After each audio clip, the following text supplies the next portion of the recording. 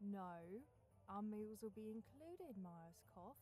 Oh, I'm telling your dear wife the exact nature of our acquaintance. And have some fresh bandages brought up for my companion. He's not that kind of companion, you brutish boar. Those days are behind me. Be gone with you until the supplies are delivered.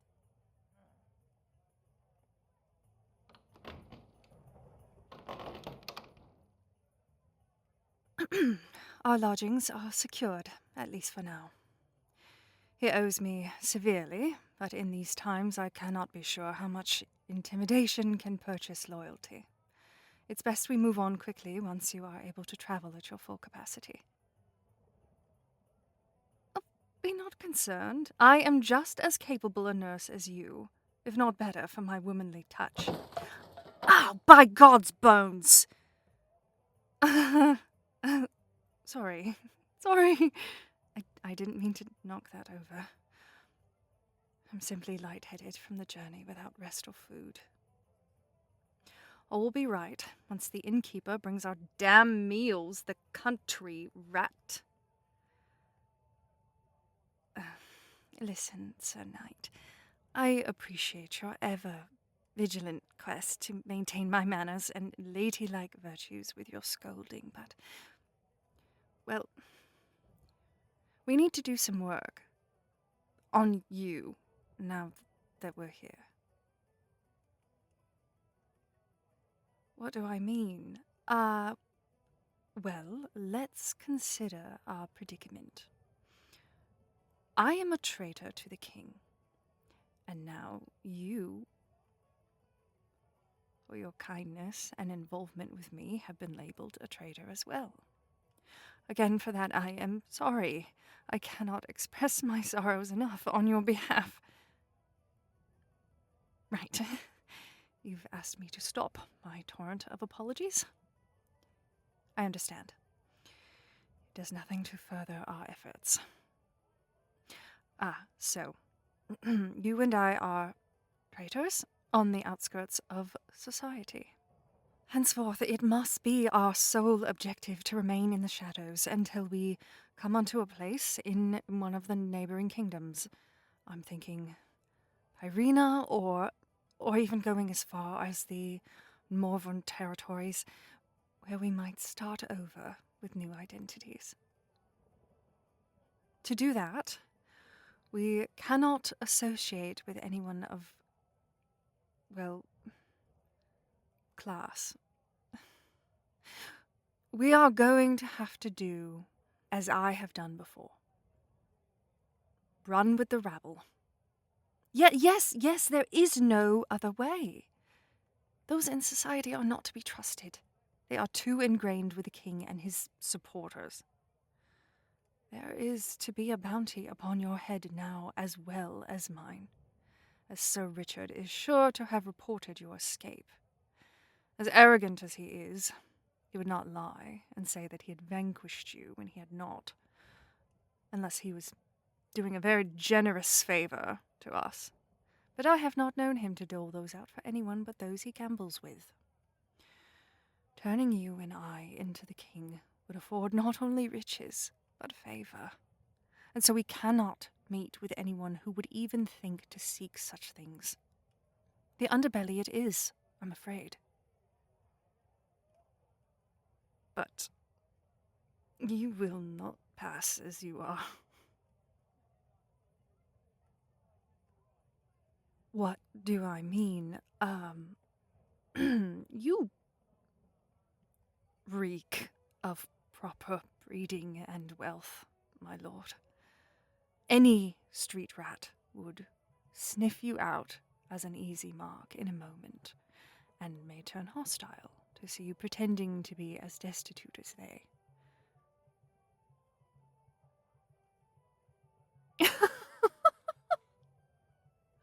Oh, it is about more than dirtying your face.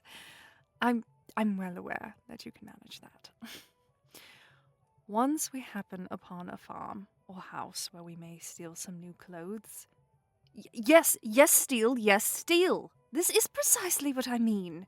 We have no money, sir. Nothing but that which we came to this room with. We cannot purchase those disguises that would ensure our safe passage. And what must one do when they have not the means to buy something necessary to their livelihood? They must steal it. I know that sits not well with your moral sensibilities. I know the very idea bruises you to the core. But that is what I'm speaking of. You, my dear knight and mentor, you must toss aside your code for now, or you will not survive. I will not have you being stabbed to death the very first night we are on the streets simply because you refuse to blend in. For however long, you must behave as I had to. You must take on the visage of a criminal to find our freedoms. You say you'd rather die, but when have you tasted death at the end of a scorning society's sword? In your life, you have known death as a noble end for an honorable cause. But that is not the reality on this side of the bridge. No one will bury you with rights now, sir, and dying in a grimy port, because you, the hero, stuck your nose in where it ought not to be, is an end worthy of weeping. Your body will be tossed without a second thought into a stinking pile of other nameless corpses. And what good can you do then? Living to fight another day is more than just existing. It is an entire lifestyle change. If you must dirty your hands now, know that it is to wash them clean in clearer waters some other day. Please. You must conform, if only for my sake. I cannot, after all that has conspired, I cannot see you come to that end. I must see you living free and happy in safer lands. I promise to carry most of the burden of immoral actions, for I am so numb to such things it does not pain my immortal soul. But you must follow my lead and stifle your godly instincts. You are a gentleman, but for now, you must be a rogue, or I will lose you. To lose you after all this would be agony.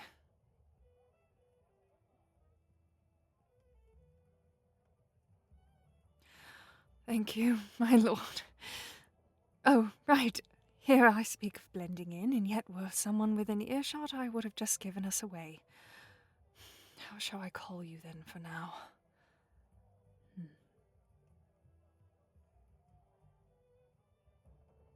But by your name?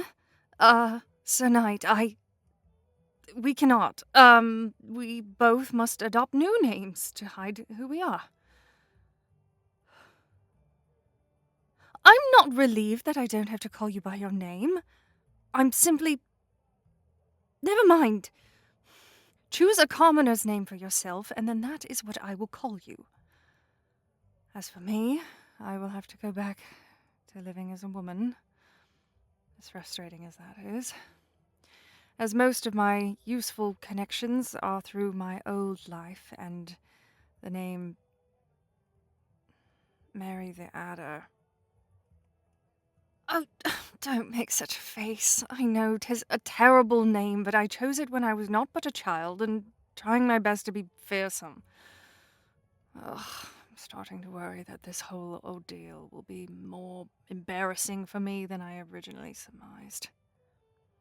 Now, aside from choosing a name for yourself that will not stand out, the way you speak must change.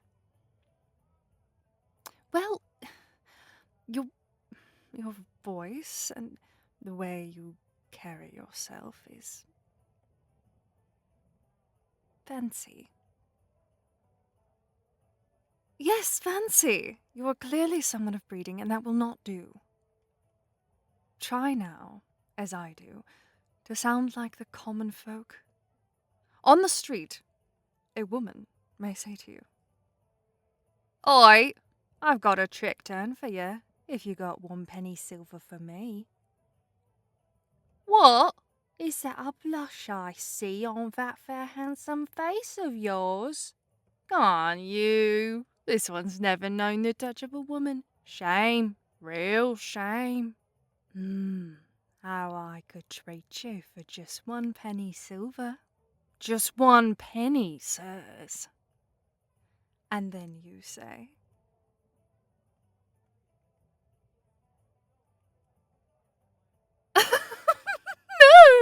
No, that's entirely wrong. If she catches wind that you're a man of influence, she'll stick to you as you're walking like a fly on Were you about to scold me again? No. The common rabble curse, and so must you, my lord. Say it with me. Like a fly on shit. We'll work on that. Now, should this toothless, disease-ridden wench proposition you in the streets?